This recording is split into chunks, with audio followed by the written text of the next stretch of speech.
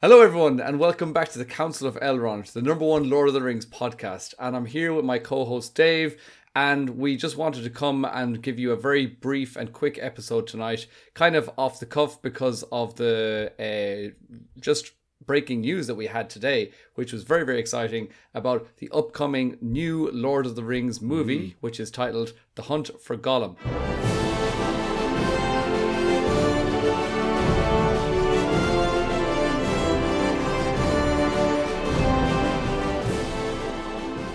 So, Dave, let's just get straight into it.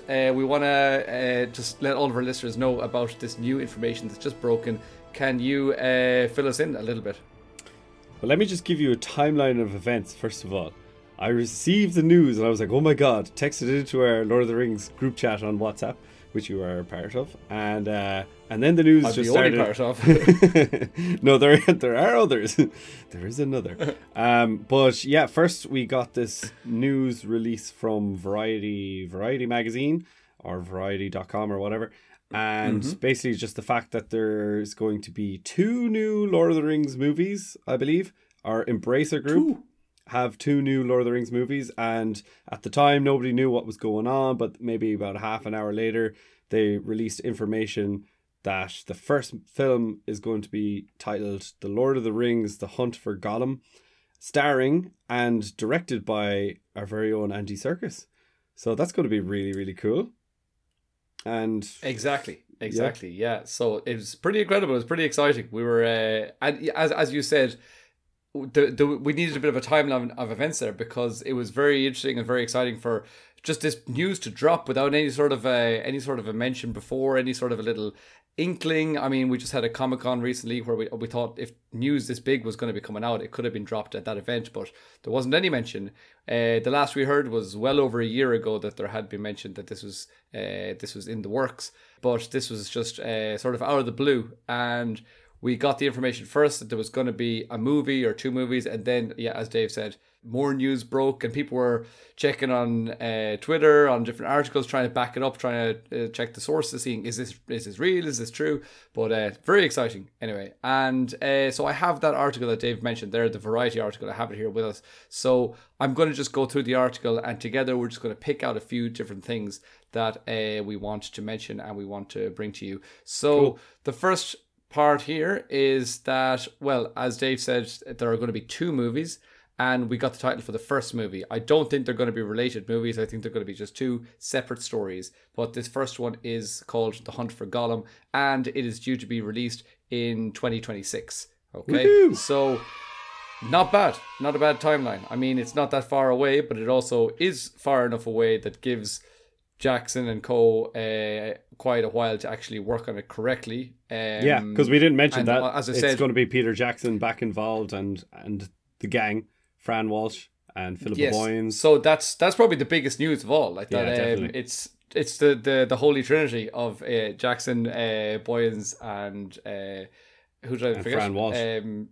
Fran Walsh. Oh my God. Fran Walsh, Philippa Boyens, and Peter Jackson. The 3 of them are back together on this, and that's really, really exciting because, I mean, if they're already, and as I said, I think they've probably been on board for quite a while, and if they're all on board, you never know how many more people were going to get on board. As we said already, also Andy Serkis, who played Gollum in The Lord of the Rings, is back set to star and to direct. So Peter Jackson is going to be producing this. Now, he's not going to be directing. As we said, Andy Serkis will be directing. So that could be a little bit of a different sort of a shift from what we've had before. But I don't think it's going to affect it too much. And also, I think Andy Serkis he's already got a few big movies under his belt. Like he directed Venom 2 and Mowgli, Total Carnage and, or whatever. a few other ones.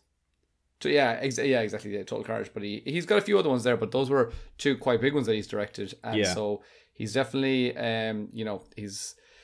it's not his first rodeo, as they say. And he's also been involved in the most recent Planet of the Apes movie that came out. I know that he starred in all of them, but I think he was working in some capacity behind the scenes of the other one, along with Weta Digital. Again, another massive bonus that these are coming back as well. Weta Workshop, Weta Digital, and I think they were heavily involved as well in that Planet of the Apes movie, which is supposed to get, it's just being, I think there's been pre-screenings out, and there's lots of really, really positive information coming out. I think for less than $200 million they produced this movie, and it's nearly 100% CGI, and they said it's just literally photoreal. It's unbelievable. So that's something else that we should get really excited about. Yeah, people are talking about these monkey movies or Planet of the Apes as if it's like the new Avatar. Like, I've never really had an interest in any of them. I remember when they were coming out years and years ago. No, like I think I saw the first one with Caesar, Andy Serkis playing Caesar. Oh, Dave, you missed the boat. That was a huge trilogy. Yeah, I don't know. Like, I just don't get don't get it. I still, like, I know that they're good, but I just can't. No, I know what you mean. Monkeys. I also.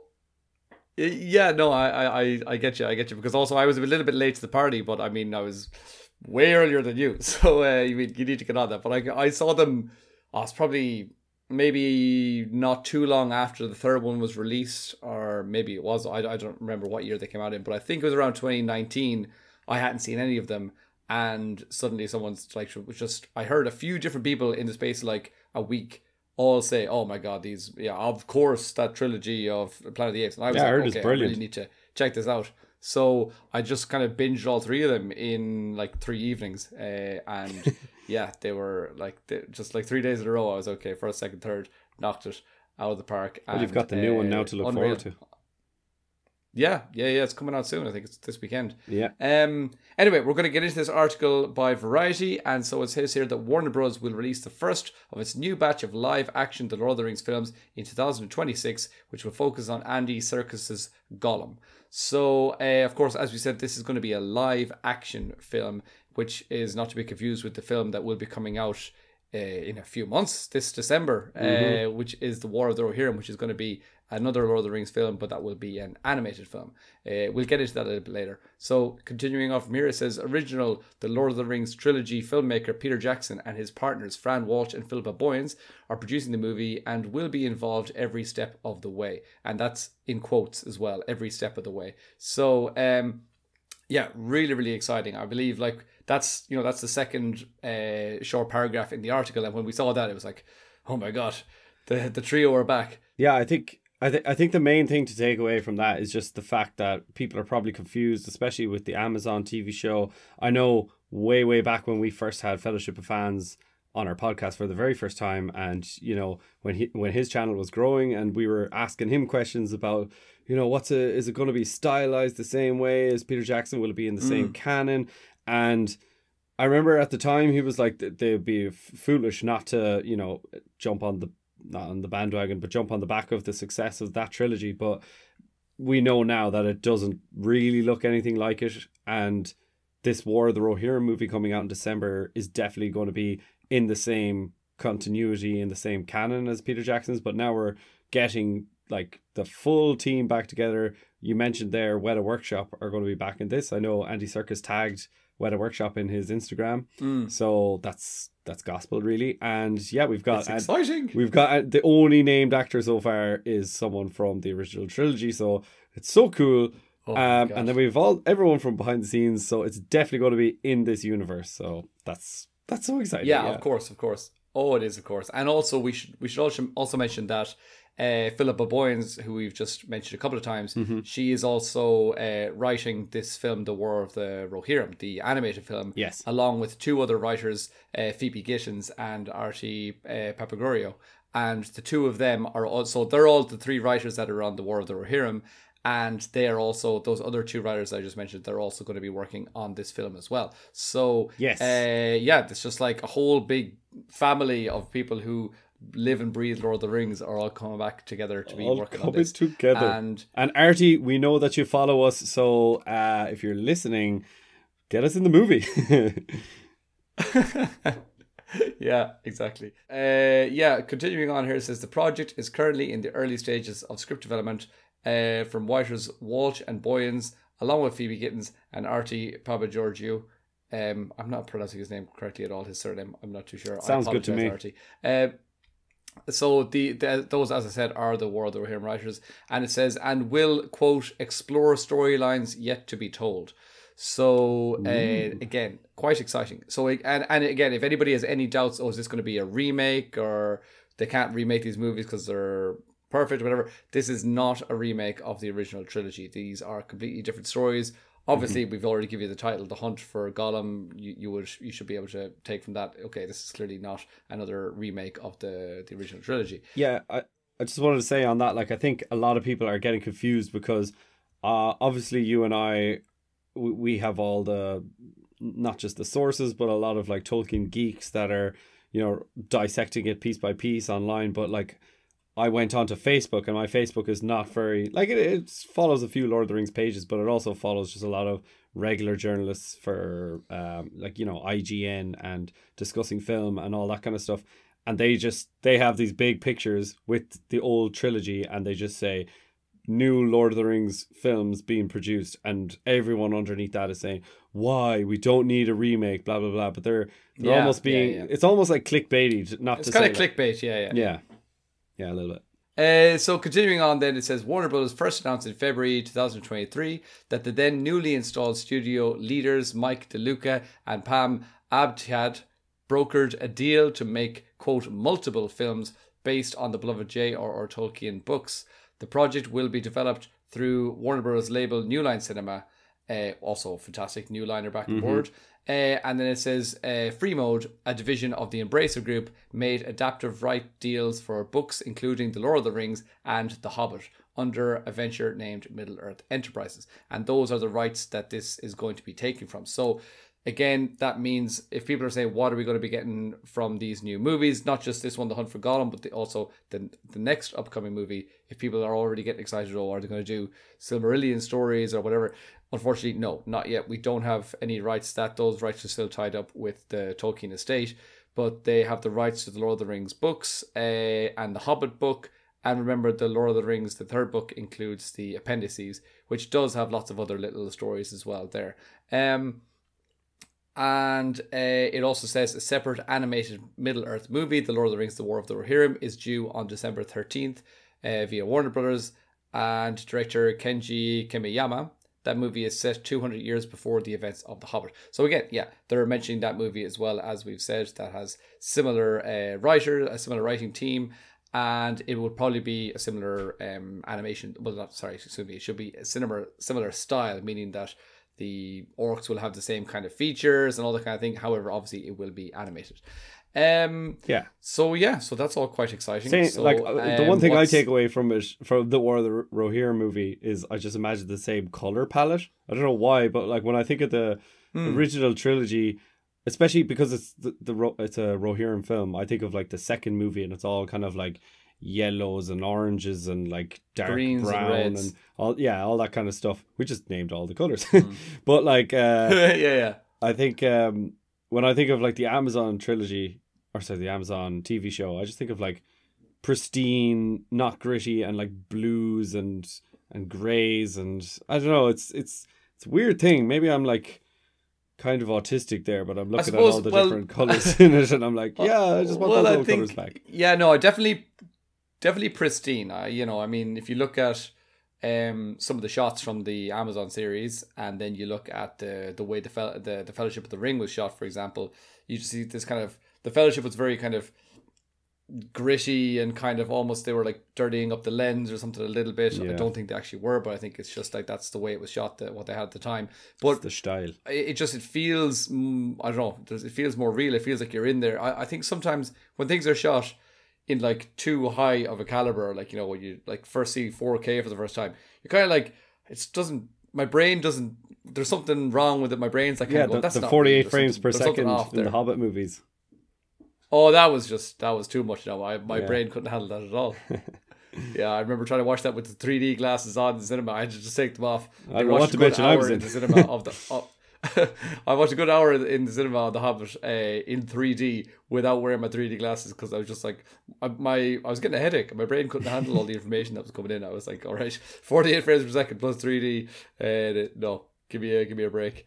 But I mean, that's not to say that I don't think there are some absolutely beautiful shots in the Rings of Power series. I think that some of them are really, really spectacular, the visuals.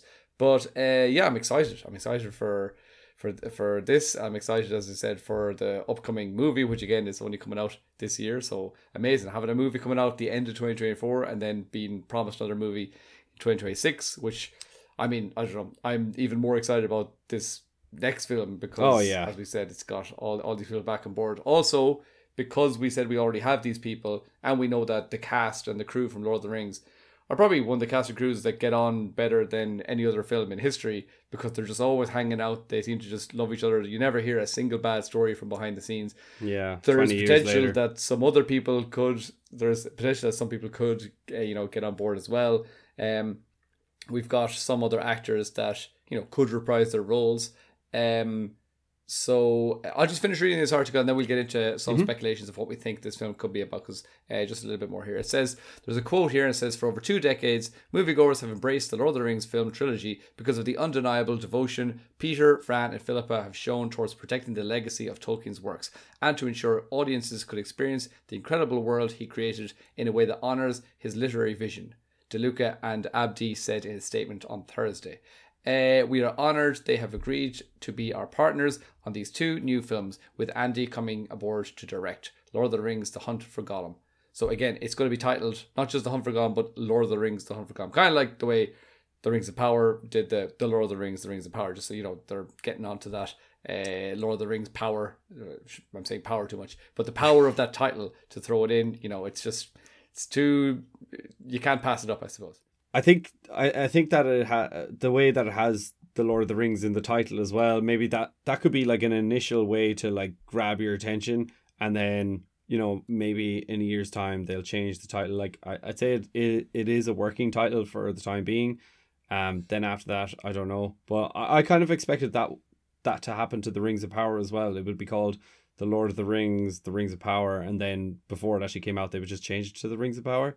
But I guess not. Maybe. By the way, random, but today also the Rings of Power Twitter page changed its @ symbol or its handle from, it used to be Lord of the LOTR on Prime for like years, and today it just changed to @ the Rings of Power. So I really hated that old Twitter handle, but like I'm glad glad to see it go and finally like own what it's actually called, not Lord of the Rings on Prime, but yeah, the Rings of Power. Yeah. Anyways, that was a little segue. Interesting. Well, there you go. Little nuggets of information from all sides. Where was I? We continue an important commitment to excellence that is a true hallmark of how we all want to venture ahead and further contribute to the Lord of the Rings cinematic history.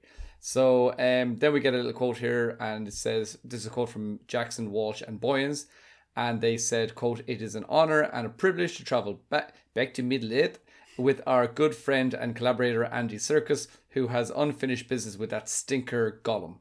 As lifelong fans of Professor Tolkien's vast mythology, we are proud to be working with Mike DeLuca, Pam Abdi, and the entire team at Warner Brothers on another epic adventure." Now also something that we should bring up there as well is the people that they're mentioning there, the people that work for Warner Brothers. Mike DeLuca, I believe he was named as the I think he's the co-chairperson.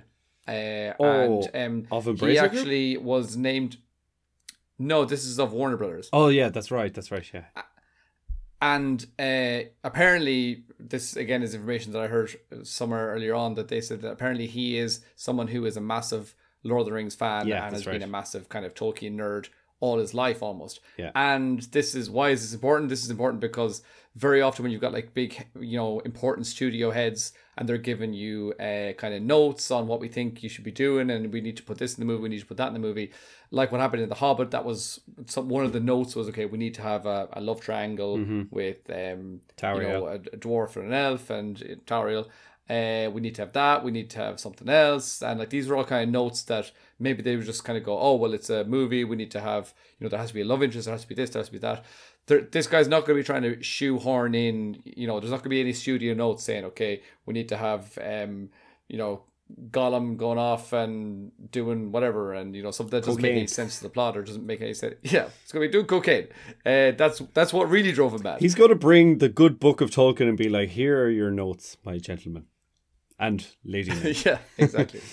Then we get another quick quote here from Andy Serkis where he says, "Yes, precious. The time has come once more to venture into the unknown with my dear friends, the extraordinary and incomparable guardians of Middle-earth, Peter, Fran and Philippa, with Mike and Pam and the Warner Brothers team on the quest as well, alongside Weta and our filmmaking family in New Zealand. It's all too delicious." So yes, again, if we hadn't mentioned before, this does mention that fact that we will be going back to New Zealand for shooting. And I mean, we kind of all assumed that anyway with all the people that are involved, with Weta who are involved, but there it is written in black and white. So that's also amazing news. That's great. Continuing on, the original, the Lord of the Rings trilogy, helmed by Jackson, grossed nearly $3 billion worldwide. Jackson's follow-up trilogy, based on Tolkien's The Hobbit, matched those grosses. And Jackson's first Lord of the Rings trilogy starred Elijah Wood, Ian McKellen, Liv Tyler, Viggo Mortensen, Sean Astin and Cate Blanchett. That trio of films was nominated for 30 Academy Awards and took home 17 trophies, including Best Picture for 2003's The Lord of the Rings, The Return of the King. So, again, we all know this, and they failed to mention loads of really important actors there as well, but it doesn't matter. It grossed nearly $3 billion, so obviously this is... It's you know, it might be money driven as well because they know that there's a target as well, but I should mention that Peter Jackson is now officially a billionaire because he sold doesn't need it. Did he sell all of or most of his company last year, which was the digital company that he sold? Was it he Weta sold Digital? for a couple of, I think he might have sold the entirety of Weta Digital. I'm not too sure. He might still have a stake in it. But he sold it for multiple billions. I think it was about $2 billion he sold. So that means he's made his money. He's not here to try and make a bit more or to win more. As he's won 13 Oscars. It's a passion project, completely. It's exactly. So he's here kind of just because he wants to put his heart and soul into it, and that makes me happy, Dave. That's How what does it make you feel? Yeah, no, that makes me feel so good. That's what we live Tyler for.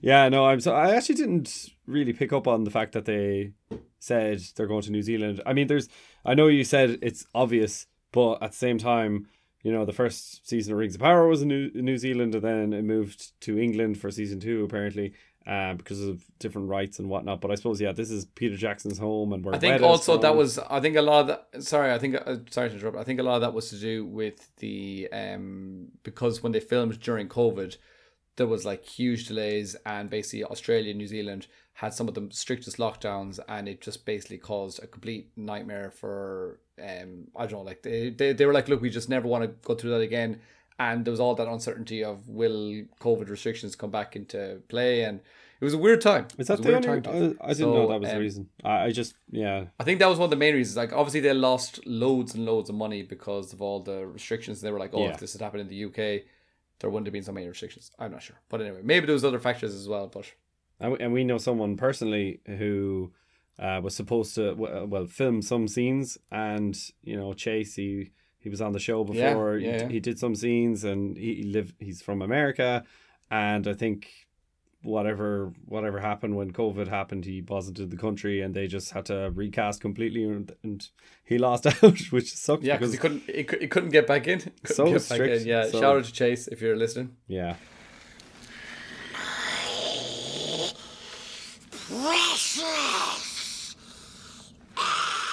Well, that's the end of the article. So basically, I think what we should do now is just get into theories, or not theories, but since we have the working title, we can at least come up and, you know, explain to our audience what we think would probably be happening in this movie. So we haven't spoken at all about this before, but I'm assuming both Dave and I will have similar kind of ideas of what could be happening and when this will be based. So Dave, what do you think? What are your initial ideas of what could be happening in this film, and who else could be appearing in this film?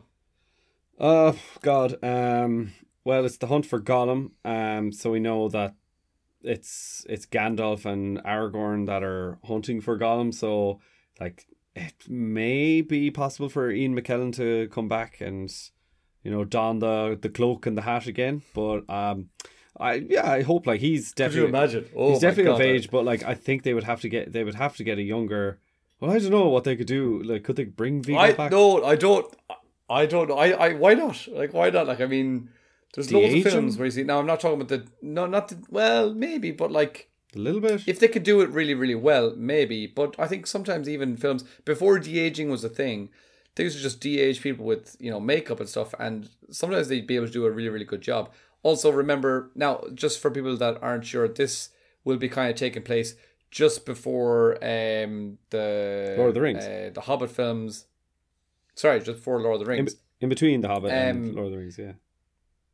Well, it will be happening. It's after Bilbo's birthday. Yeah. So it's after Bilbo's birthday, when there was a big long time period there of 17 years. Yeah. When 17 years, because basically Frodo's when 33. Gandalf fecks off and he's just like, I must leave you now, and in the film, in the Lord of the Rings movie, he says, the first one, keep it secret, keep it safe, and he's like, I'll see you in 17 years. Yeah, but in the movie, he comes back like after 10 minutes. But like, yeah, in the whole period that he's left, he's actually like hunted down Gollum to see, you know, if he could find him and figure out if this is the One Ring, and if it is that evil, and if it is a big danger to him, and blah blah blah. But yeah, as far as like, I don't know what I was thinking. I can't imagine it being like a huge epic. Like, will there even be orcs, or will it just be like a chasing movie, or like mouse kind of thing? Well, for me, I'm just so excited because I'm like, wait, the hunt for Gollum. Who was hunting Gollum? And as you already mentioned there, it's Gandalf and Aragorn. Like, now again, I don't know how much Gandalf is going to be out, like, you know, marching around the place. So, I mean, you know, he was famous for kind of traveling around, as opposed to other wizards who kind of, you know, Saruman kind of settled down in Isengard. And so he was quite famous for being really well traveled. So he could get around. But then again, also, I believe maybe Aragorn could be the more main focus of someone who's actually, you know, striding around the place. No pun intended. And and kind of, you know, doing the dirty work, getting his hands dirty. You know, just I want to see Aragorn just like scrambling through like a bush and coming out, but like, where's that fecker Gollum? But you know what just popped into my mind, and this could be class.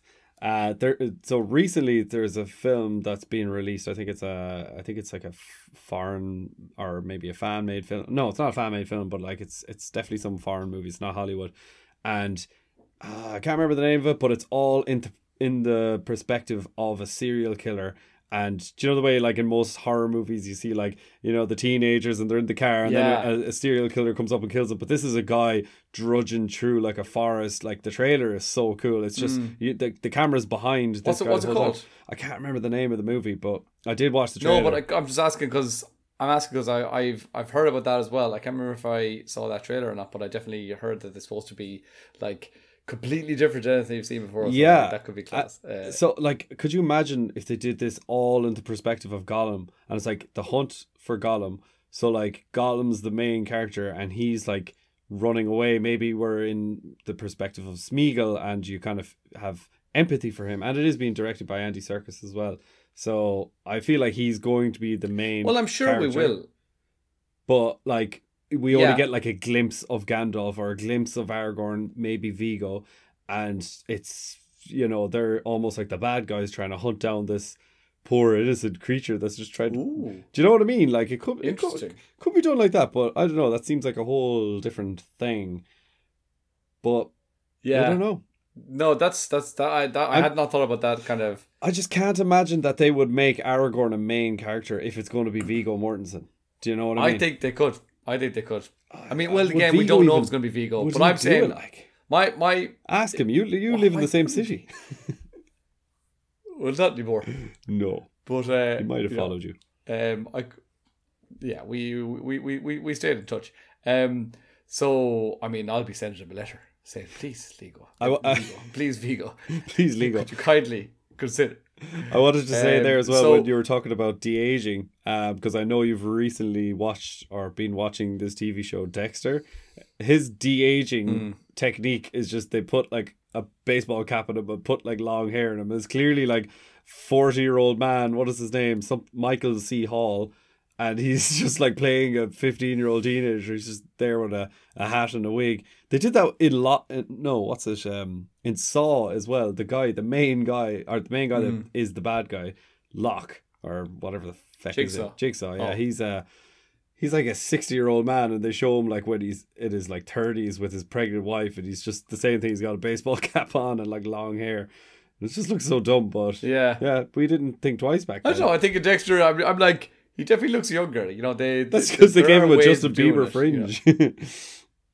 Yeah, well, I mean, I was like, he's definitely younger. They went back in time to shoot those scenes. Clearly, yeah. Yeah, it's better than just, yeah, I know, but it's always funny when you see those kind of shows. I remember when I was younger watching things like Smallville, where he's like, hey, I'm Tom Welling, and I'm about a 35-year-old man, but I'm really in high school, and I'm 16, and you're like, what is going on? Why are we trying to, how stupid do they think the audience is? But anyway, we digress. So, that is a very interesting option that Dave has just suggested there, that the film would be just completely in kind of Gollum's perspective, and that we almost see the people who are hunting Gollum, be that Gandalf and Aragorn or whoever else could be coming out, if we could nearly see them as the villains or the people that he's trying to get away from, and it's like in his perspective they're like trying to capture him, and so obviously that's not very nice. No. I was not really of that opinion. First of all, I thought that this is a working title, and again, I think now don't get me wrong, I think that they probably will continue with this title,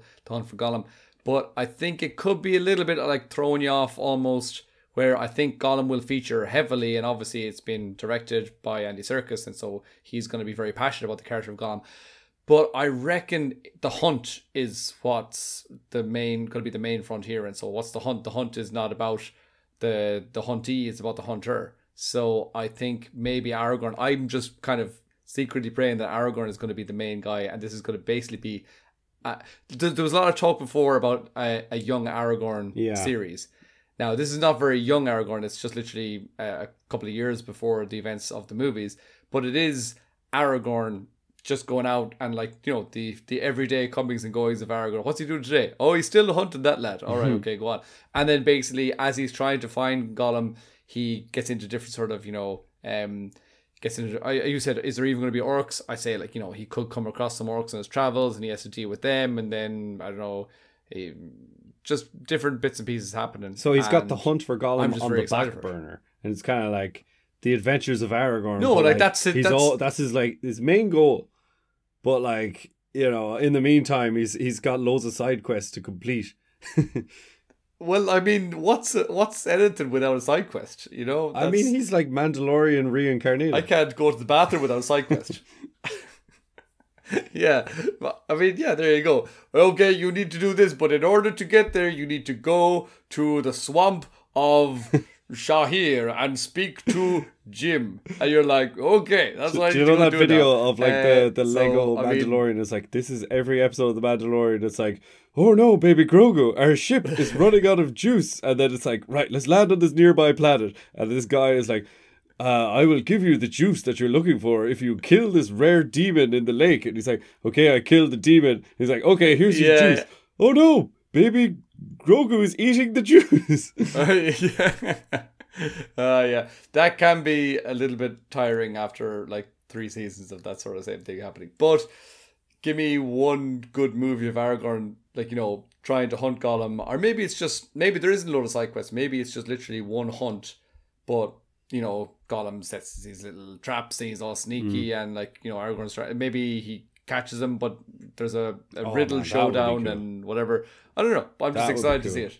I mean, it wouldn't it? Because can you imagine a riddle off between Gandalf and Gollum? In the dark. That was one of the coolest, one of the cooler scenes in the first Hobbit movie. I feel like the whole Hobbit trilogy. I feel like nearly every movie, well, maybe not the third movie, but there was always a big set piece. That was probably the big set piece in the first movie, and then obviously the conversation between Bilbo and Smaug in the second movie was so good. What did the third movie have? Oh, it was amazing. But just think of how good the CGI for Gollum was in that scene when they were having the riddles. Incredible. That was 10 years after the first Lord of the Rings movie. 10 years ago. And then we're 15 years past that again. So, or we will be by the time. Oh right, yeah, that long. So, my God. That long since the Hobbit movies. If it'll be that's 15 years. Yeah, you're getting old, Dave. What? 15 years ago, those Hobbit movies came out. That's not right. I was in secondary school. What have I done with my life? Yeah. Yeah, it's all going downhill. So those are just, again, these are some ideas that Dave and I, we haven't spoken to each other since this news came out, so we kind of just texted over back a couple of times and just sent different articles. So we actually didn't have a chance to sit down and talk. So yeah, I'm getting this firsthand, same as you guys, Dave's opinions as he's getting mine. And yeah, but general takeaway, Dave, how excited are you? Oh man, for the whole like thing?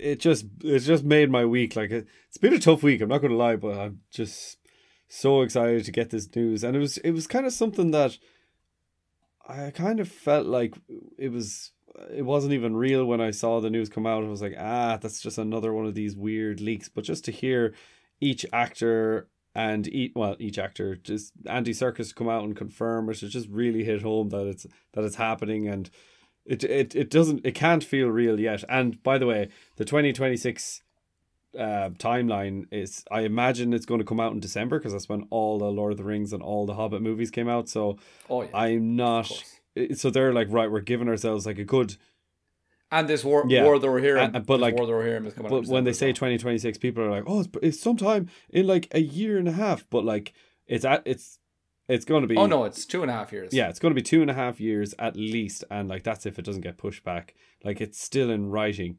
So I don't know, but look, but I mean, but like, for honestly, I think that nowadays, let's hope another COVID doesn't happen. Oh yeah, God. But without thinking about that, nowadays you watch an amazing series, and then you could be waiting 2 years or 2.5 years for the next season. So I mean, Rings of Power. Well, there's that, but then also I just finished watching season 1 of 3 Body Problem there last week. And I was like, oh, this is excellent. And what a cliffhanger. And I can't wait for season 2. And then I was like, when's season 2 coming out? I Googled it. And they're saying like, oh, they haven't even confirmed if there's going to be a season 2. So then if that when that does officially get confirmed and greenlit, then they'll have to sit down and write it. And then they'll have to shoot it. And so that could be 3 years away before we get season 2 of this thing that was just left on a cliffhanger. So I think my expectations my patience for a good project has increased massively. Because I remember being a child, and when these, like the original Lord of the Rings films came out, and you watch the first one, you're like, oh, when are we going to see the next part? It was like, it's a year away, and I was like, oh, I might as well just kill myself, because like, what's the point waiting a year for something? You know? It's just like, it seemed way too long. You see, because a year for when I was like, I was 12 when the Lord of the Rings came out, and that was just like, a year is 1/12 of my life. It's way too long. So I don't know. As you get older, you're like, yeah. But that was also just so different as well, that they filmed all the movies together back to back. Like, or they didn't take a break. They just filmed them all in one go and then released them year after year, just separating the years with post production and editing. Genius. And maybe some reshoots. But like, they did that as well with. Did they do that with? Like Hunger Games? I think they did that with some of those, but like hardly anyone does that anymore. It just needs to be done more often, filming things back to back when you know it's going to be a trilogy. Like Dune, come on, Dune, like it's like waiting for the second movie to come out, and then it's like, if this is successful, then maybe I will write a third movie. Like, come on, man, like you knew that was going to happen. But even Rings of Power, like, I mean, I'm not saying that, like, they were like, oh, we know it's going to be successful, but like, when they announced Rings of Power, they announced we've already signed on for 5 years. And it's like, well, get cracking. So like, I mean, if you've signed on for 5 years, just shoot the whole damn thing. And also remember when like the very first one of the first interviews came out, the writers were like, oh, we actually know even what the final scene of the 5 series is going to be. It's like, if you've planned it down to that detail, just start shooting already and stop hanging around and waiting, and then you have to, get clearance and then go for production and post-production and then whatever editing. It's like, it's such a long process. So just get the shooting out of the way. But, yeah. Anyway, as Dave said, this was very unexpected news, and you said that you've had a long week and a tough week. It's been a tough week for all Lord of the Rings fans. Well, I should say it's been a big week for Lord of the Rings fans, but this has kind of bookended and kind of contrasted the feeling that we had only a few days ago. And we feel like we couldn't have this episode and put it out without putting in a little mention of the death of our Lord of the Mark, our king of the Golden Hall, King Theoden of Rohan himself, Bernard Hill. So we just wanted to mention that quickly towards the end of this podcast. And Dave and I were actually away this weekend when the news broke, and we were together when the news came through, and it was truly devastating. And we just had to hug it out. We just had to kind of talk about it and kind of go. This for me, I don't know. We didn't get into too much the other day, Dave. But for me, I think this is the first proper kind of emotional death of one of our acting heroes from the Lord of the Rings, because obviously we've lost Christopher Lee and we've lost Ian Holm. Christopher Lee, people knew that was coming for a long, long time, and he was he was a ripe old age. Ian Holm, he wasn't quite as old, but I think he had been, again, it wasn't so sudden. This one was really quite sudden. It was unexpected. He was only, I believe, 79. He was due to go to Comic-Con. He was supposed to be at Comic-Con as well. Yeah, and he just basically he came down, felt unwell, and passed away in quite a quick period. So, but I mean, just King Theoden, Dave. What comes to your mind when you think of his character and you think of Bernard Hill's portrayal? Well, we've talked about many times of how much we loved Bernard Hill, and he's kind of almost underappreciated, or kind of the person that you wouldn't think of the most. King Theoden, you wouldn't think of him the most when you think of the Lord of the Rings trilogy, but it's like the more and more you watch it, the more you appreciate his character and his performance, especially. Some of one of the most emotional scenes is his death scene. One of the most triumphant scenes is his speech before the ride of the Pelennor Fields. So yeah, it is the more and more I watch the trilogy that I realize how incredible he is. And I also saw, I'm not sure if you've seen this clip, I know Fellowship of Fans shared it, and it was the four hobbits when they were basically paying homage to Bernard Hill. And I think it was the actor Billy Boyd said that his lines, he resonated, or he spoke, the lines that he spoke were like the truest to Tolkien in the three movies. And like he got Tolkien's message across better than anybody else, or something like that. Yeah, I did see that, and it was really touching. And also, it wasn't that long ago as well. It must have only been a couple of months ago that I think the four hobbits were on with Bernard as well at some other kind of Comic-Con or some sort of convention, and somebody put the mic to Bernard and said like, "Oh, what do you think?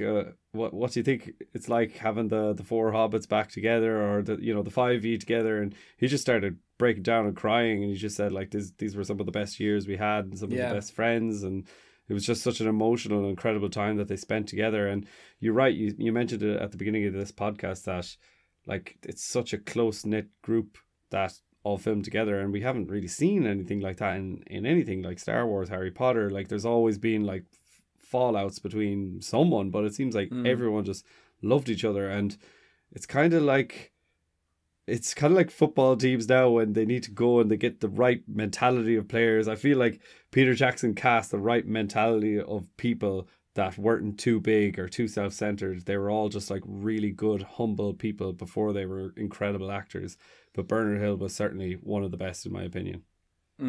Yeah, very well put, and I couldn't agree more. I think what we were saying as well about that, I think that first of all, this cast and crew, we said it a couple of times that they're such a tight-knit group and they seem to love each other so much. I feel like they did love each other so much 25 years ago, but I imagine, and they got on so well, and they became like best friends. A lot of them, the hobbits, they're all like inseparable almost, especially like Merry and Pippin, Dom and Billy Boyd, and Elijah. And Elijah as well, sorry. I suppose, yeah. No, I was just going to say, just those two, especially, with having their own podcast together. But, I mean, we see them all the time going out for meals and stuff. I feel like as the years are going on, they're just getting closer together and they're getting even tighter. And I think I think the reason for that is that when they were all like, Elijah was 18, Billy Boyd was like 30, and he was the eldest of the four hobbits.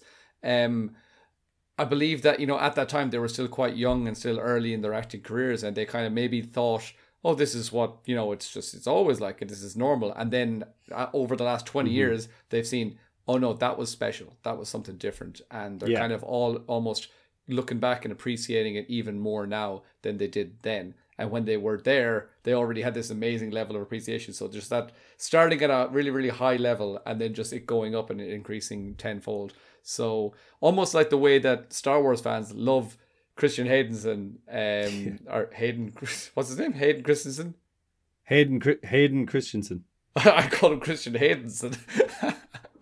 Oh god, that just sounds like someone from Denmark or something. I was like, is he a footballer? Yeah, he's a striker for Denmark. So Hayden Christensen, like the way Star Wars fans love him now because they appreciate what he did like 20 years ago. It's like that level of growth of love is what's happened in the Lord of the Rings community, but it also initially started out at a really high level of love. So I don't know, it's kind of like a weird thing that over the years it's only just gotten even more and more, love filled, this community. But just to go back to talk about Bernard Hill for a quick moment, I also wanted to say that Dave and I, we have been working away in the background. We've been recording a couple of episodes for our season 3 of this podcast.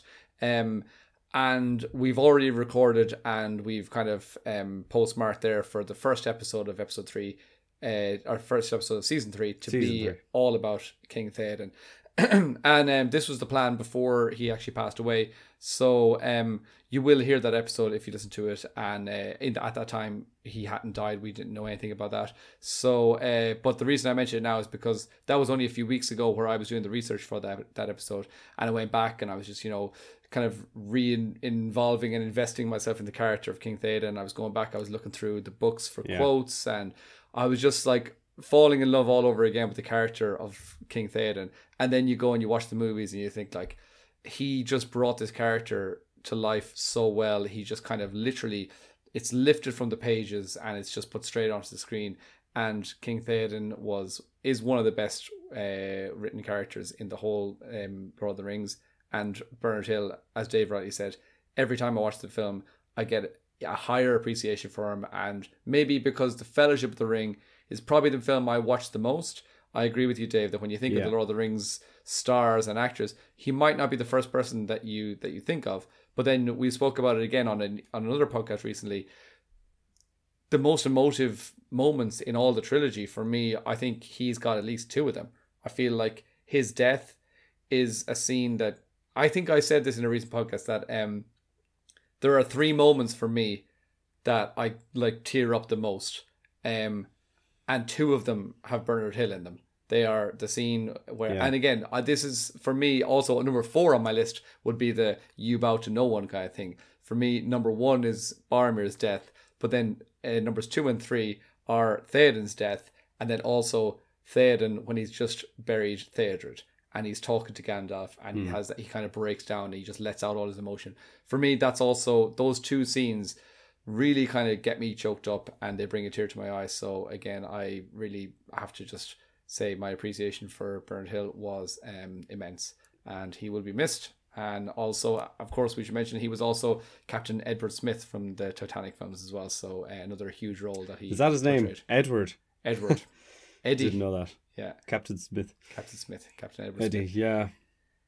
Yeah, so R.I.P. Bernard Hill. R.I.P. Yeah, so we dedicate this short podcast to Bernard Hill, and also we will, as I said, be starting season 3 with our episode on King Theoden, and again we will also dedicate that one to Bernard Hill. So so as we said, that was very sad news, so it's nice to get some opposite feeling news and have this excitement and this giddiness and excitedness for this new film that's going to be coming out. So excited and excitedness. Excited. I'm excited and I am excitedness. I'm both at the moment. So yeah, I think we can leave it there, Dave. Anything else you wanted to mention? No, that's all good. All good. All right, guys. Well, I believe we will call it there. So just wanted to bring you this episode to give you that little update on this movie that we're so excited about. And please, get in the comments and let us know what you think this film could possibly be about. Do you agree with me that it could be actually sneakily focused on Aragorn? And if so, who would you like to play Aragorn? Do you want to de-age Viggo Mortensen? Do you want him to just have a baseball cap and some, longer hair? Longer than it already is. I don't know, put it in a ponytail or something. Or do you think that they should cast a younger actor for this role? Or do you think it's going to be like what Dave said, that it could be just completely from Gollum's perspective? We might get some little background shots of Aragorn, or maybe Aragorn might not even feature at all. So we'd definitely like to hear from you and hear what your thoughts are. So that's it for this week, guys, and we'll chat to you soon. Awesome. See you next time, guys.